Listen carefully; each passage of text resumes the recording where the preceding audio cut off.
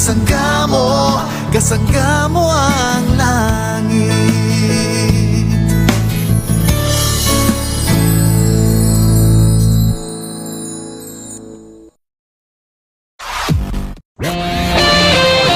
The views and comments of the hosts and guests are not necessarily those of the station.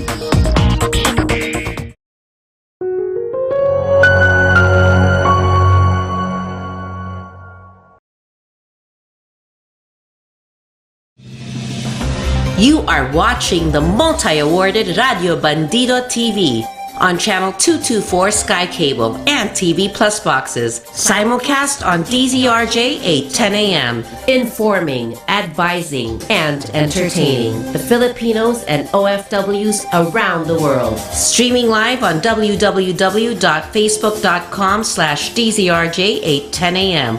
or on YouTube, channel RJAM News. If you like listening to this station, DZRJ 810 AM, there's no excuse not to listen anywhere and wherever you want. Listen on your phone or computer anytime, anywhere in the world. Just download the app for free. How do you download? If you have an Android phone or tablet, go to Google Play Store. If you have an iPhone or iPad, go to Apple App Store. It's that simple. You have 3 choices. Just type in TuneIn Radio. Once the app is downloaded, search for DZRJ 810 AM. For Radio Garden app, once it's downloaded, search for DZRJ 810 AM. And for Streama app, that's STREEMA. And once it's downloaded, search for DZRJ 810 AM. And now you can enjoy DZRJ 810 AM anytime and anywhere. Hey, it's free. To all Teleradio Bandido viewers and listeners, you can now watch Teleradio Bandido on our new YouTube channel, RJAM News. Hit the subscribe button and like the video. Don't forget to click the bell icon so you get notified when a new video gets uploaded. Don't miss out on our dynamite lineup.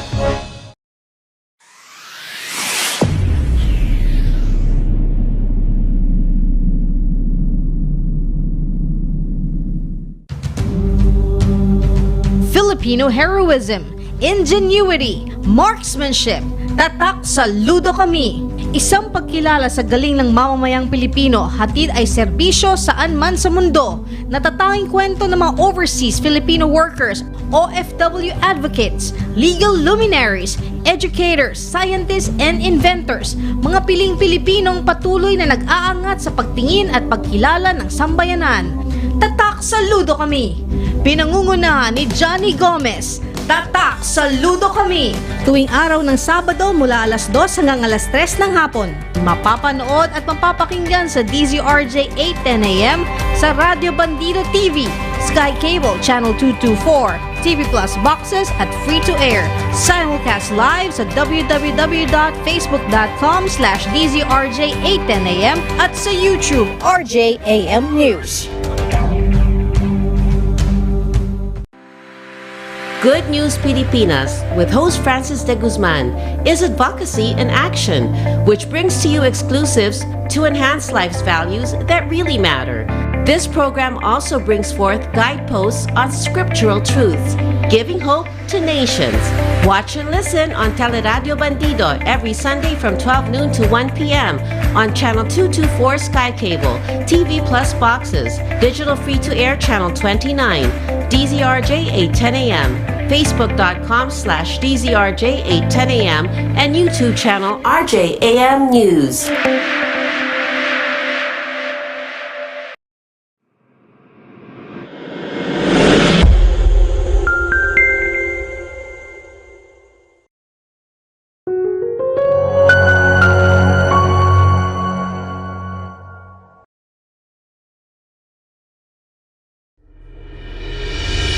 May problema problema ka ba sa asawa, kaibigan, katrabaho, boss o negosyo? Tanong mo, sagot nila attorney. Mag-PM lang ng inyong problema at sasagutin iyan live ng abogado ng bayan na sina attorney Nikki De Vega at attorney Carlo Nicolas. Libreng payo ng abogado mula kina attorney Nikki at attorney Carlo. Ang Buhay at Batas ay isang programa na nagsasanib ng samut-saring mukha ng buhay at iba't ibang aspekto ng batas. Sabi nga nila, ang buhay ay parang batas. Paminsan mahirap, pero may abogadong tutulong sa iyo. Watch them every Tuesday from 12 noon to 1 p.m. on Teleradyo Bandido, Channel 224 Sky Cable, Free to Air Channel 29, TV Plus Boxes, DZRJ 810 AM, Facebook.com/DZRJ 810 AM, or on YouTube channel RJAM News.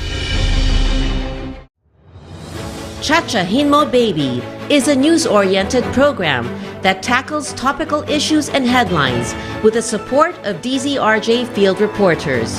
Hosted by the legendary Jimeno, Monday to Friday from 4 p.m. to 5 p.m. on Channel 224 Sky Cable, TV Plus Boxes, Digital Free-to-Air Channel 29, DZRJ 810 AM, Facebook.com/DZRJ 810 AM, and on YouTube channel RJAM News.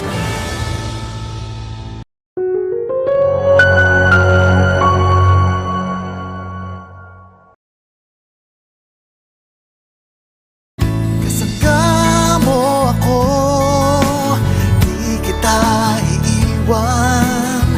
Kasangga mo ako, nasaan ka man. Kasangga mo ako, sa bawat saglit. Kakayaning lahat dahil kasangga mo ang langit.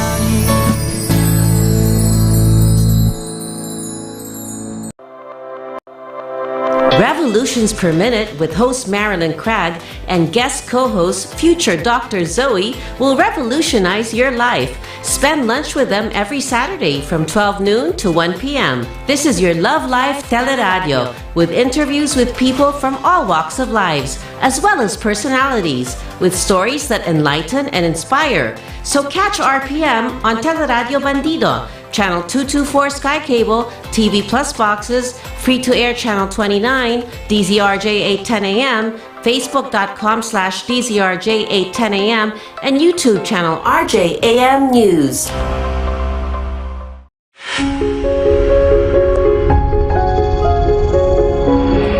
Magandang umaga po sa inyo lahat. Welcome to our show, Kontra Birada, dito sa Radyo Bandido and RJTV. It's a Monday.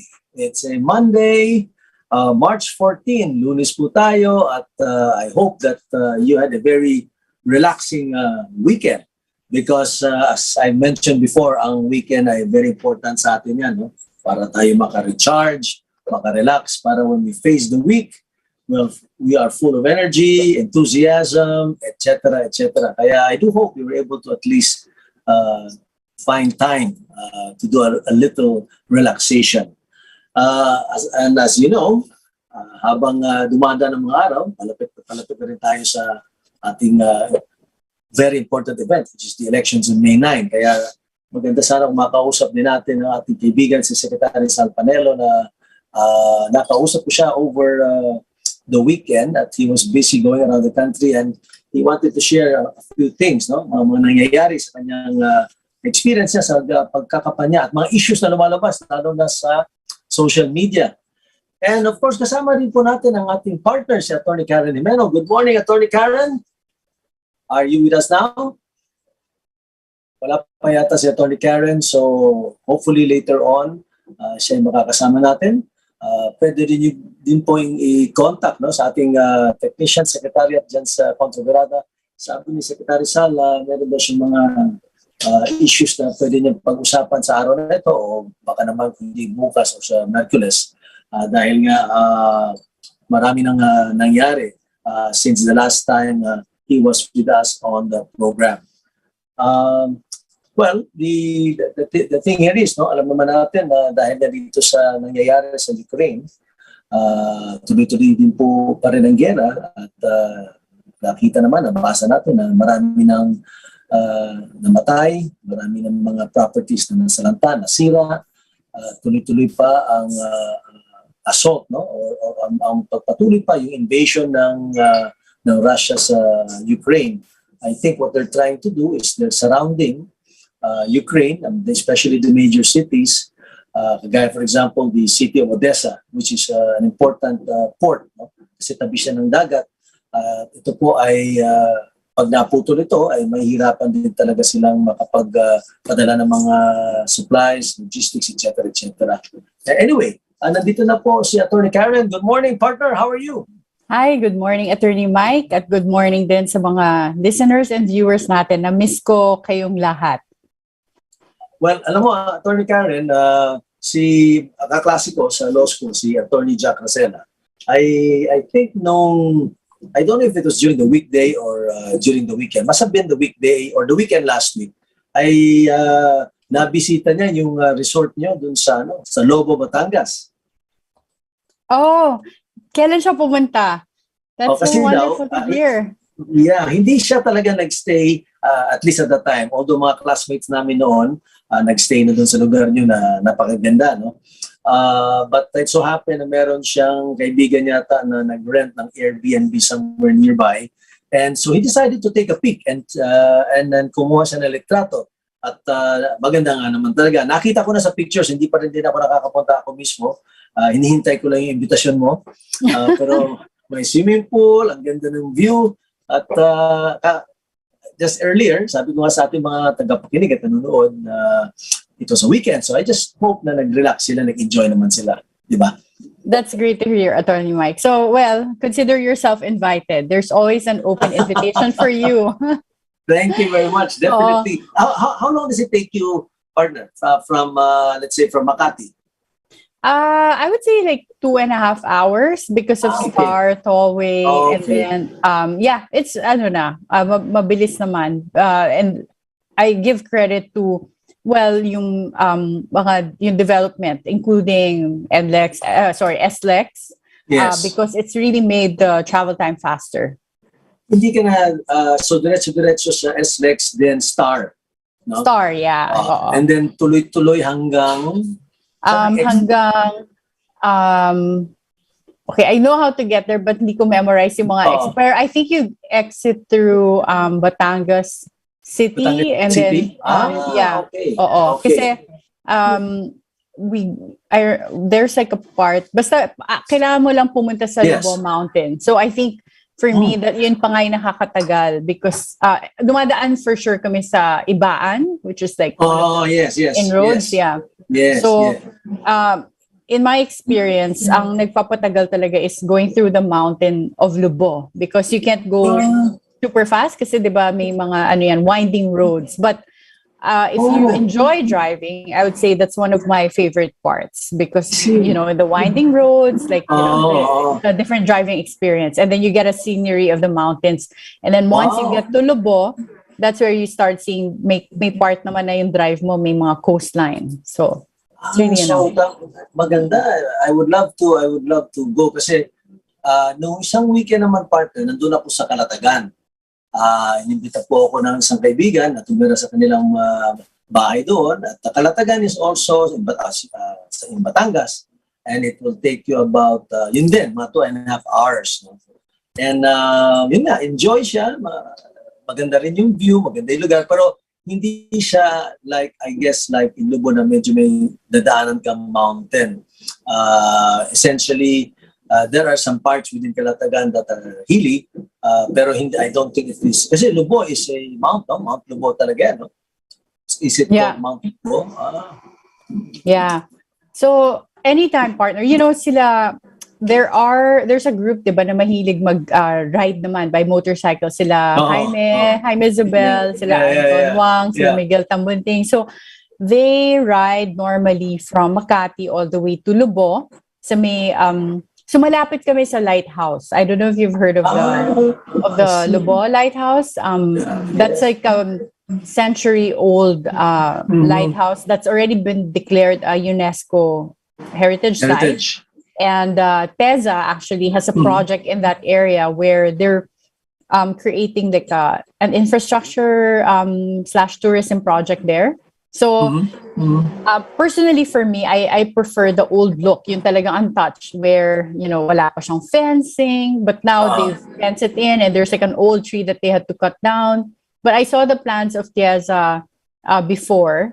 This was under President Duterte kasi that it was approved. But there's gonna be, I think, like a tourist center and then visitor site. But anyway, going back to my story, sila Jaime, sila Antong, they normally ride up to that point, and then I think they cross all the way to going to Laia. But they've been to my place because one of their rides, they dropped by when I was also there. Yeah. You mean to say from your place, pwede na pumuntang Laia? Pwede, yeah. Pwede rin, yeah. So, mabisita nga yun, partner. Kasi kami naman sa Calatagan, we stayed in a friend's house. No? Pero alam niyo po, share ko na rin po sa atin na tagapakinig, meron pong development yung grupo, yung MVP group, doon sa Calatagan. You can Google it. It's called Kasobe, no? I haven't heard of that. It's enlightening for me, especially since tourism is opening up. Yes. Yeah. It's a tourism integrated residential estate. In other words, meron pong binibentang lupa kung sino gustong bumili, pero meron din tayong mga parang mga rooms. So, magtatayo pa ng hotel, pero sa ngayon merong mga tinatawag na cottages, no? Pero maganda yung cottages kasi I think, if I'm not mistaken, made from some recyclable materials, no? So very very environmentally friendly, very sustainable. Merong aqua park, and then of course may dagat, siyempre, no? May beachfront ka, at it's an ongoing development. Ginagawa ngayon kasi nga naisip ng grupo na talagang kailangan na rin pasukan yung tourism kasi isa sa mga malaking industriya sa buong mundo. Tinamaan na nga ng pandemic, but alam naman natin, no, na eventually once this pandemic is over and papunta na tayo po doon, no, that's the good news about that, is that talagang hot na yung mga taong lumabas. So habang ang ginawa namin, habang yung 2 years na medyo marami mga lockdowns, nag-invest ng mga tourism estates, and nakikita mo talaga nung pagdaan ko doon. Hindi ako tumira doon nung weekend na yun, but when I passed by, I could see there were plenty of cars, there were plenty of people, maraming interest, ang mga tao nung lumalabas na. Kaya kayo po, kung gusto niyo pong mabisita at makita, Kasobe, no? So how do you spell that? K-A... Yeah, parang I think it stands for Calatagan South Beach. Kasobe. So it's with the letter C. It's with the letter C. Okay. It's with the letter C. And you can see the amenities, what is available, and pati na yung mga available rooms and room rates. And yun nga, yung mga iba naman, kung interesado sila eventually magtayo ng negosyo sa loob, magtayo ng bahay, and they can always inquire. So, something to look forward to also. Kaya nga, na-share ko na rin, no, na itong ano. Kaya, minsan sometimes, it would be good, wala mo na political pag-usapan. Sometimes. Yeah. Diba? So how long were you there? By the way, partner, I saw you as well in a billionario.com article. Have you seen it? About a cigar party, yeah. You know, a lot of people in that group are also people I know. Well, Kevin was my barkada from college. And then, Felix naman, because of him and Grace, and Felix is also in the car industry, and I write car reviews. So yeah, but nakakaaliw, small world, but good to know, partner, that you enjoy cigars. Well, yan ang pang-relax namin paminsan-minsan. Yung grupo namin na yun, matagal na siguro. We've been doing that for more than 10 years now. And nag-rotate lang, no, kung sino nag-host. Essentially. But most of the time, si Felix naman is very gracious to host in his place. And since nagkaroon nga ng lockdown, halos hindi kami nakita-kita. At kung nagkita man kami, really smaller groups lang dahil nga because of the limitations, no? And in private places, siguro minsan sa lang kami, ganon, di ba, sa isang ambassador o isang kaibigan o isang private place like sa Dalmore na may-ari naman si Kevin Tan, may Dalmore Club. Pero kaya nga since nag-level 1 na po tayo at talaga namang bumababa na, that's the good news, no? Bumababa na yung mga incidents. cases ng COVID. Felix felt that maybe we should have a get-together, maybe a bigger one, and siguro nga halos lahat, kompleto kami. Dahil nga, siguro it's been a long time na nagsama-sama, kaya marami kami at that time. No? And it was good. It was a good get-together, and alam mo na, pag nagsama-sama kami, marami kami pinag-uusapan. Kasama na rin dyan ang politika, kasama na rin ang negosyo, kasama na rin kung ano-ano pa. No? Kaya, at the end of the day, it's really talagang human nature. Man by nature is a social animal. Pag talagang hindi talaga pwedeng, di ba partner, na talaga sarili ka lang, hindi pwede. I agree. And also, partner, like we said before, di ba, parang it's not just the economy that needs to be revived, but also the people and the mental and emotional well-being of all the people. But kanina, when I joined, I heard you talking about the Ukraine and Russia conflict. And Yes. I think the ongoing conflict has really affected everyone. Like tomorrow, Piston is going to have a rally daw, or like a protest, just to show yung pangangailangan nila sa rate increase because of the rising oil prices. But partner, I really worry about this continued increase in oil prices. I think this week they're projecting like 12 pesos for diesel. Yes. A singular increase, and then for gas, like 6 to 7 pesos. So imagine how expensive things are going to be. Galing lang natin sa COVID, like this is the time sana that restaurants can recover, tourism, but with high prices of oil, then food is gonna go up. But the airline rates, I think, will have no choice but increase their rates. So I really hope we find resolution soon. Totoo yan, partner, at hindi rin naman natin mabiblame yung mga jeepney drivers, siyempre, kasi pag tumaas ang presyo ng gasolina at hindi naman tumaas ang kanilang, for example, pamasahe, di siyempre lugi sila. And we really understand. But at the end of the day, alam naman natin, kung tinaas din naman nila ang kanilang fare, tatamaan din naman ang general public na gumagamit ng kanilang mga sasakyan. So the balance there is really difficult and hard, but may mga suggestions. No? For example, there is a suggestions coming from members of Congress, the Senate in particular, na sinasabi nila, baka naman pwede daw i-extend yung suspension of the excise tax on gasoline, specifically Section 43 yata ng train law, na at that time, because of the situation at that time, sinuspend muna yung excise tax on gasoline. Malaki daw ang tulong yan pag yan ay sinuspend.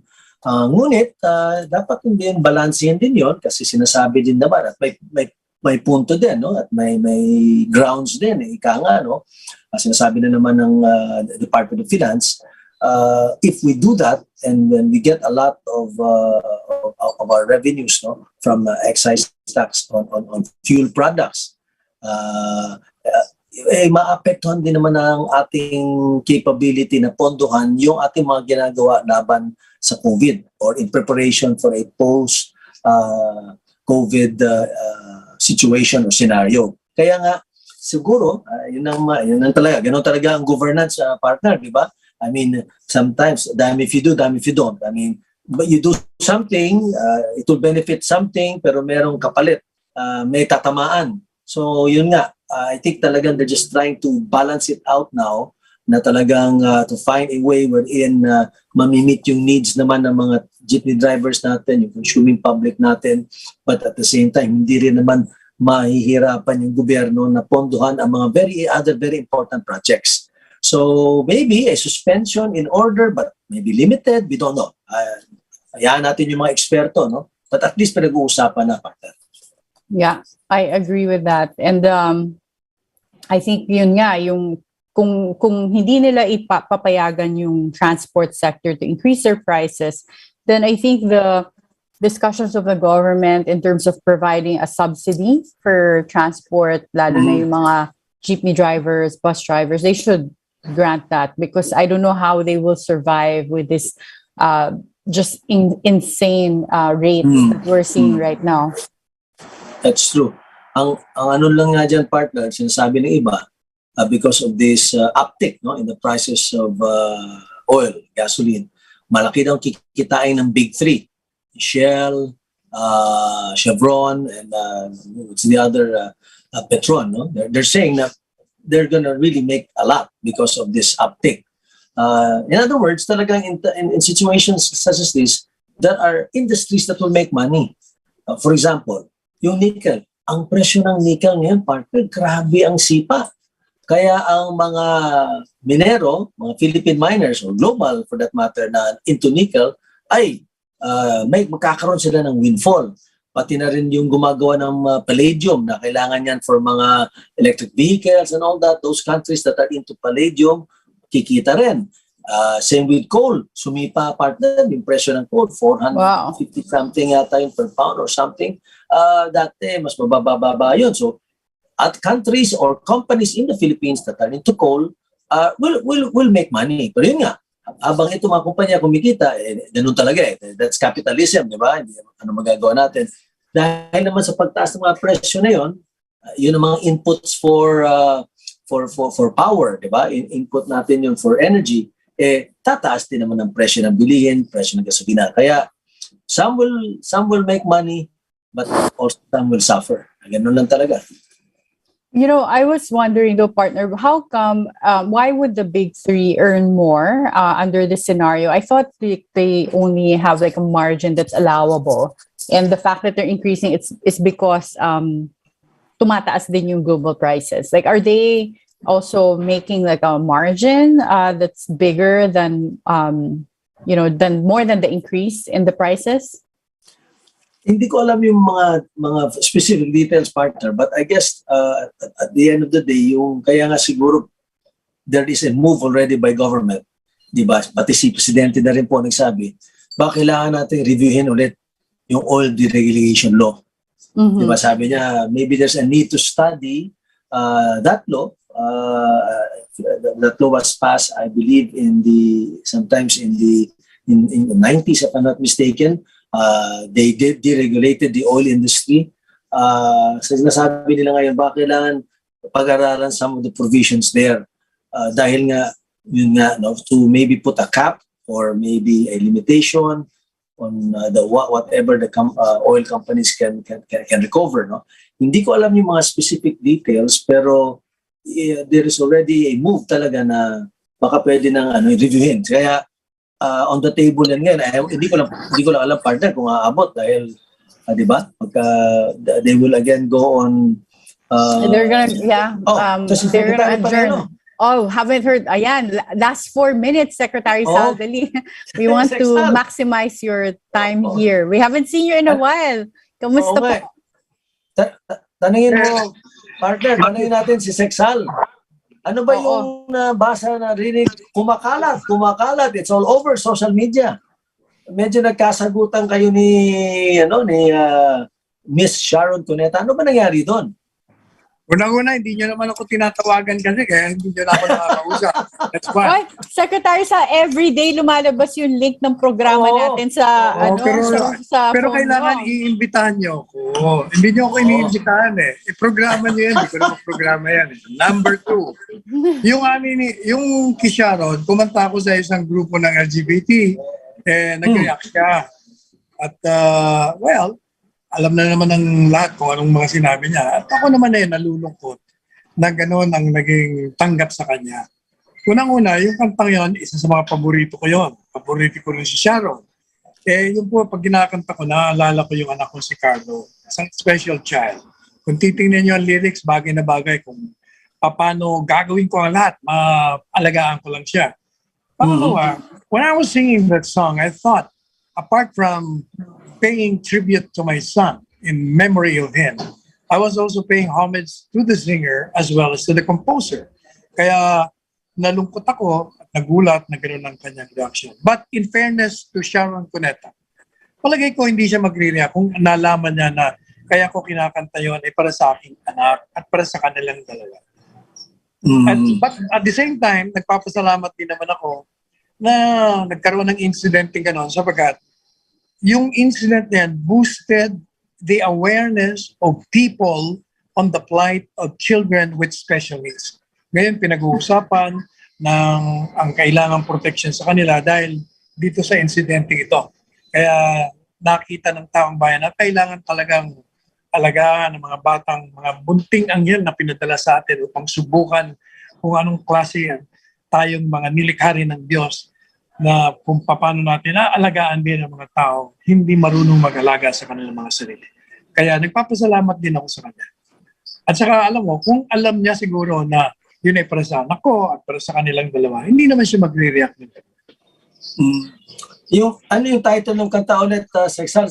Ano ang kanta? Sana'y wala nang wakas. Wala nang wakas. Oo, tama. May version din si John Polistico niyan. In fact, siya ang original yatang kumanta niyan eh. Ganun ba? That was the theme song of the movie of Sharon Cuneta. Pero ang alam ko, ang muna nag-record niyan, si John Polistico. Pangalawa si Sharon. And I think I will be recording the same song. Sa Viva Records. Amazing. Pero Secretary Sal, so anong issue doon? Because you sang it, what was the issue of Sharon? Well, on number one, sabi niya, wala akong karapatang kumanta na walang permiso. Yan pong kantang yan, matagal na ako binigyan permiso na kantahin ng Viva Records. Ang may-ari niyan, ang Viva Records, hindi po yung composer, hindi rin yung singer. Sapagkat sa ngayong Pidik Rosario, binayaran na nila yung composer at yung singer. Kaya we own that song and we have already given you permission to sing that song. Number two, hindi totoo na binabastos ko yung kantang yan. Katunayan, yun nga kinakanta ko upang parangalan, hindi lang ang aking anak, pati na yung composer, pati na rin yung singer. Yeah, very clear. Okay, so I hope may konting misunderstanding lang. I hope that already settles this issue. Mukhang a misunderstanding lang, Secretary Sal. Well, it's already 12 o'clock. Baka may final words ka. Are we going to see you tomorrow, Secretary Sal? Kung iimbitahan ba ninyo ako, bakit naman hindi? Nag-aantay lang naman ako imbitasyon ninyo. Hindi ko naman programa yan. Busy ka. Alam naman namin, kanaintindihan din namin kung minsan hindi ka makasama. Kung meron kaming gustong tanungin na what are the goings on now in the palace and of course in your campaign. But anyway, we'll keep that in mind and I do hope na makasama ka namin. So, kahit na busy ako, Mike and Karen, basta tinawagan niyo ako, mabilis pa ako sa alas 4. Ayos. Narinig niyo yan, ha? Ang lakas natin. So, syempre, pag nasa Senado ka na, malakas pa rin kami sa'yo, ha? Kahit na wala, kinandun, kinandito, sa langit, o kahit nasa purgatorio, pwede tayo. Sa impyerno, hindi tayo makakarating doon. Okay. We look Salamat that. for joining us. Salamat. Thank you. And we hope to see you more often, Secretary Sal. Okay, Thank you. Invited ka always. Okay. Salamat. Thank you. So, thank you, sir. Number 50 ako sa balota, huwag niyong kalimutan. Number 50 sa balota. Madaling tandaan, 5-0. Number 50. Okay. Saka tandaan nyo, kay Panelo, panalo ang Pilipinas. Yes. Panelo, panalo, Senado. Ayan ang slogan ko. Okay. Thank you. Thank you, Secretary. Karen Thank and you. Mike. Salamat Thank po. you. Ingat. So, partner, magpaalam na tayo. Mabilis talaga pagka weekdays except Tuesday. So, thank you everyone for spending your afternoon with us. And we'll see you again tomorrow at 5 p.m., 5 to 6:30 p.m. Thank you very much sa ating tagapakinig at nanonood. Ako po si Atty. Mike Toledo, kasama si Atty. Karen Jimeno. And have a good lunch, have a good day, and we'll see you again tomorrow. So, bye for now. Bye-bye.